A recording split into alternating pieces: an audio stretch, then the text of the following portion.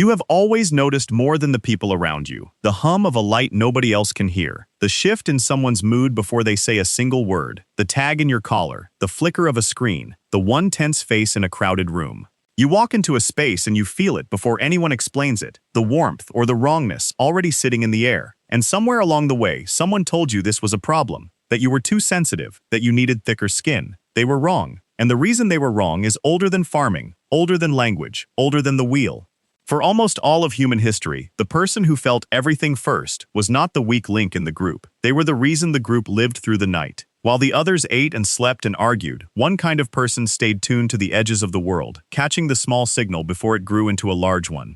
Every human society that has ever existed needed that person, the Sentinel, the one who knew before there was anything to know. That wiring did not vanish when the danger did. It is sitting inside you right now, reading this. If you're enjoying this story so far, don't forget to hit the like button and subscribe. Drop a comment telling me where in the world you're watching from. I love hearing from you. The trait has a name now. In 1997, two psychologists at Stony Brook University, Elaine Aron and her husband Arthur, set out to measure something science had mostly ignored.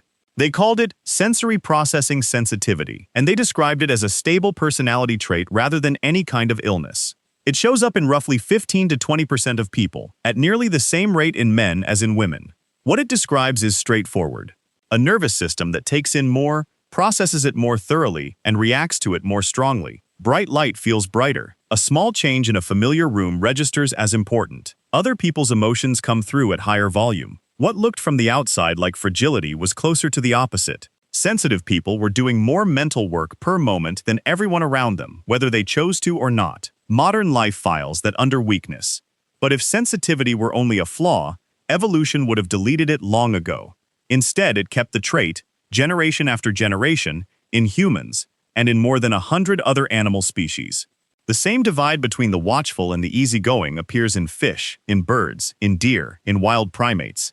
Nature does not reach for the same design that many times by accident. So the question changes. It stops being what is wrong with sensitive people and turns into something much stranger. Why would nature keep building them on purpose? In 2008, a biologist named Max Wolf at the University of Groningen in the Netherlands built a mathematical model to find out. He wanted to know why a population would hold on to two opposite kinds of individuals at once. The highly responsive, who react to every change around them. The unresponsive, who mostly do not. His model returned a clean answer. In a world that keeps shifting, a group survives best when some of its members are always scanning and adjusting, while others stay steady and save their energy. The whole thing depends on the ratio. If everyone were a sentinel, the advantage would collapse, because a group cannot all be the one who notices first, and a population running on constant high alert would burn out and starve. So nature settled on a minority. A dependable slice of every generation wired to feel the world at higher resolution, carried inside a majority built to act on what that minority picks up. And the sentinel was watching for more than teeth in the grass. The same heightened attention that caught a predator also caught the first flush of fever on a child's face, the tension between two people that was about to turn into a fight, the change in the wind that meant the herd would move by morning. Elaine Aron found that sensitive people tend to pause and check before they act, taking in the whole situation while others charge ahead. In a dangerous world, the one who paused was often the one who lived. Picture a group at dusk on open grassland 100,000 years ago. Most of them are watching the fire. One of them goes still. Nothing has happened yet. No sound, no movement in the grass, nothing anyone could point to. But something in the shape of the evening has changed, and one nervous system caught it a few seconds before the rest. Those few seconds decided whether the group ran in time or became a scattering of marked bones in a cave. If you're hooked on this story, make sure to subscribe and turn on notifications so you never miss an upload. Your support means everything and helps me bring you more emotional stories like this one. That ancient job left a physical signature, and we can finally see it. In 2014, a neuroscientist named Bianca Acevedo at the University of California, Santa Barbara, placed highly sensitive people inside an fMRI scanner and showed them photographs of emotional faces.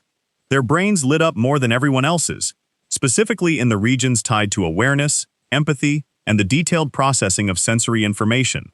The sensitive brain was pulling more meaning out of the same image.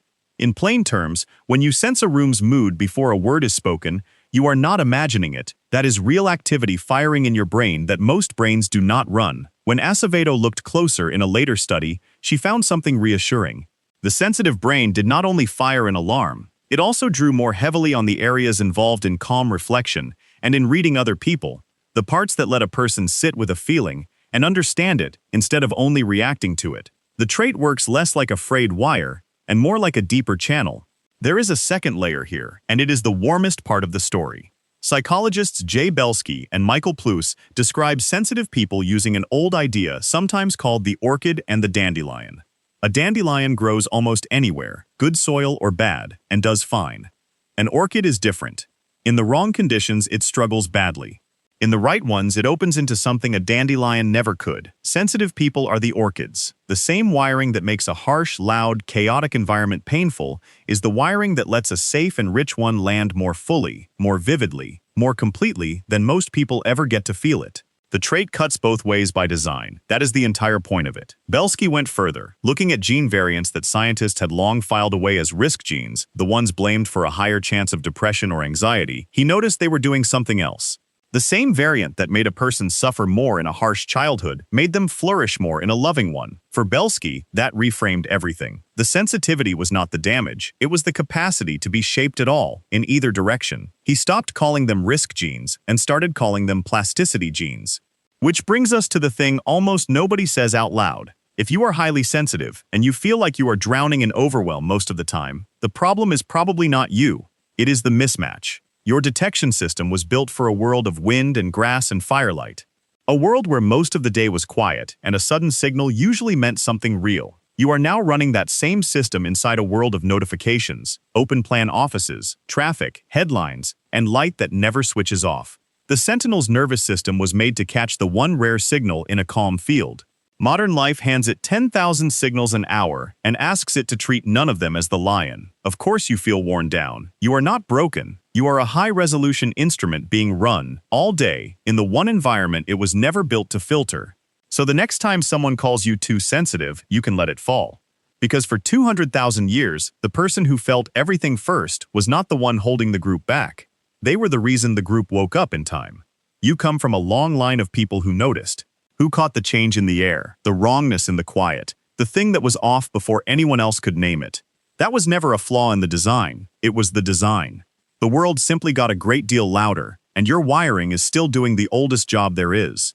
It also means the thing you were told to fix was never yours to apologize for. The overwhelm is real, and it deserves a quieter room, more rest, fewer tabs pulling at your attention. But the sensitivity underneath it is the reason your line survived at all. Your ancestors kept a sentinel in every generation, and often enough, that sentinel was the one who noticed in time.